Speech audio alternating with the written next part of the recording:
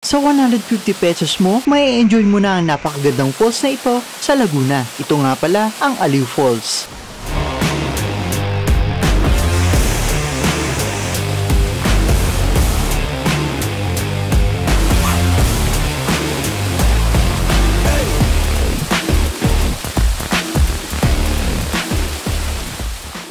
Matunog at dinarayo ngayon ang Aliw Falls kasi nga naman sa halagang 150 pesos ay makakapagbabad ka na at masisilayan ang waterfall na ito sa bayan ng Luciana sa Laguna. 3 hanggang 4 na oras yan mula sa Maynila pero depende pa din sa daloy ng trapiko. Dumaan tayo sa Rizal kung saan binaybay natin ang Binangonan, Morong, Baras, Tanay, Pililla at dumaan sa Mabitak, Siniloan, Pangil, Pakil, Paete, Lumban, Pagsanghan, Cavinti at sa huli ang bayan ng Luciana. Ipinyo lamang ang Pilgrim's Dream Eco Farm and Resort. Pagdating sa resort ay magbabayad lamang kayo ng 150 pesos bilang entrance fee at 50 pesos naman para sa Life Fest. Libre naman dito ang parking para sa mga sasakyan at motor. Mula naman sa pinakang resort ay maglalakad tayo ng 15 to 20 minutes. Mayroong mapa na ibibigay sa reception at isang maikling orientation. Ito yung guardhouse. Ito yung palatandaan na dadaanan nyo. Mula dun sa registration na pinaka-resort sa Pilgrims, 10 to 15 minutes yung lalakarin natin papunta dun sa Aliw Falls. So yung mga dadaanan, ganito, sementado naman. Pag nakita nyo itong daan na to, may pakaliwa, may pakanan. Kanan po kayo. Yan po yung pa Aliw Falls.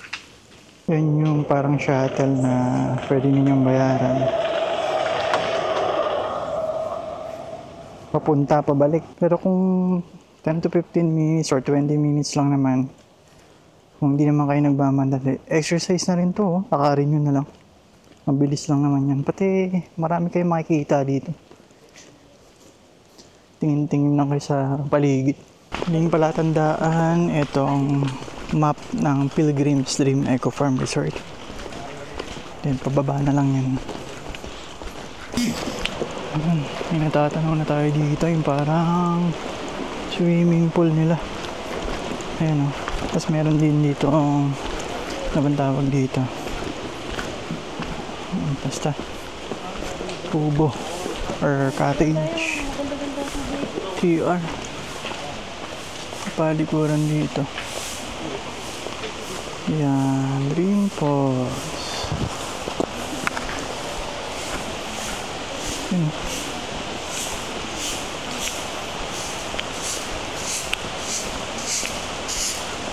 Morning po. Pwede dyan, kuya. Napapaliguan yan. Thank you.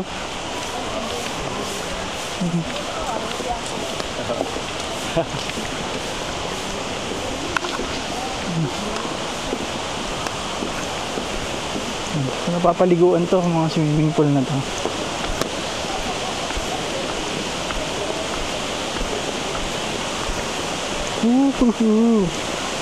Ganda. Dito, dinig mo na yung tubig.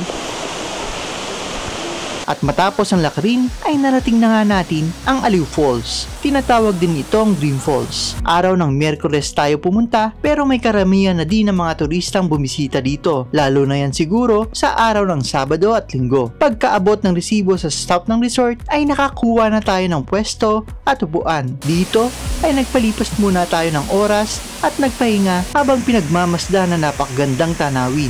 Dito na din tayo nag-lunch sa baon nating Jollibee na binili natin sa Pagsanghan. Sa mga magdadala ng baong pagkain at inumin, itanong lamang sa cashier kung magkano ang inyong babayaran bilang corkage fee. Meron din sila dito mga mini pool na may katamtaman lamang ang lalim. At dahil nga may kalakasan ngayon ang tubig sa Aliw Falls, hindi natin pinalampas yan at naligo na rin tayo dito. Since hindi tayo ganoon kagaling lumangoy, ay palagi nating suot ang life vest na ating inerkila. Lampas tao ang lalim ng tubig dito, kaya magdoble ingat, lalong lalo na at talagang malakas ang daloy ng tubig mula sa falls. Let go of the past and get stronger. Just believe in the fire between us. Believe in me, believe in love. Believe in the fire between us. 'Cause it will be so heavenly.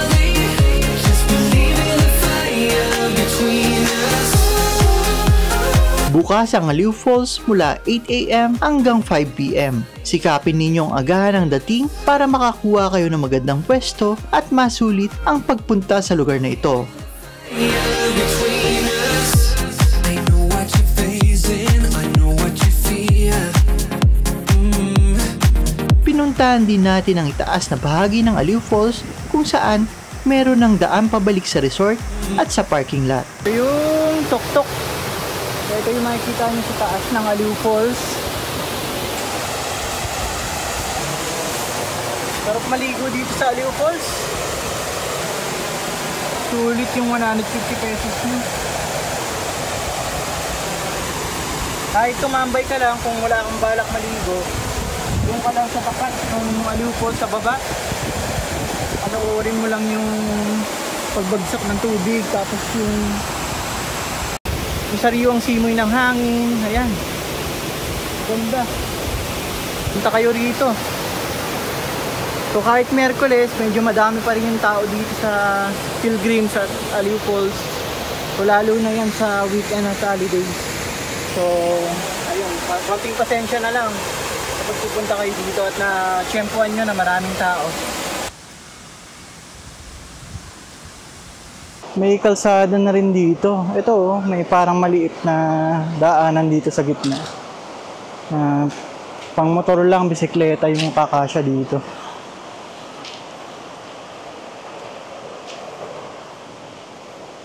Ayun, so patag lang doon.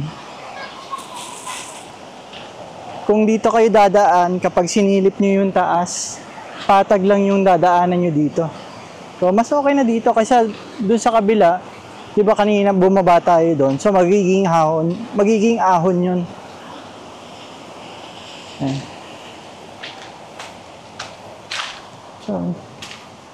So ito mukhang may ginagawa pa, hindi pa tapos. Yan. Kasi dun sa mapa marami siyang itatayo pa eh. May mga campsite, ganyan. Meron ding cottage dito. So talagang pwedeng maligo rin dito sa part na to.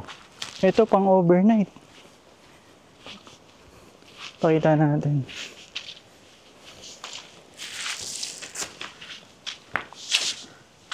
Pang overnight dito.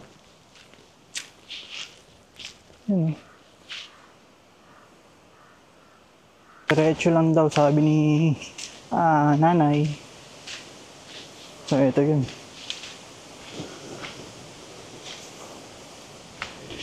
Basta wag kakaliwa.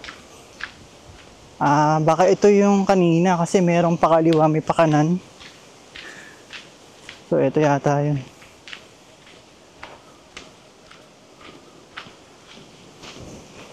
Sarap ng hangin.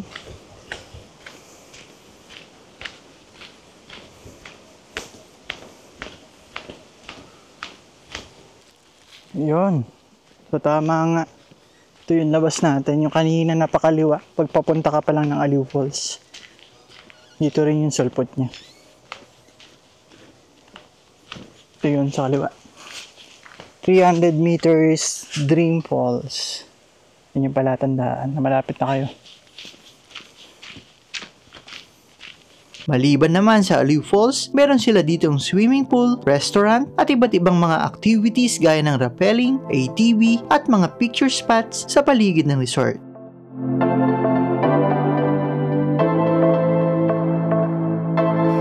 For overnight stay, i-check lamang ang kanilang room rates and other inquiries sa kanilang Facebook page, Pilgrims Dream Eco Farm and Resort.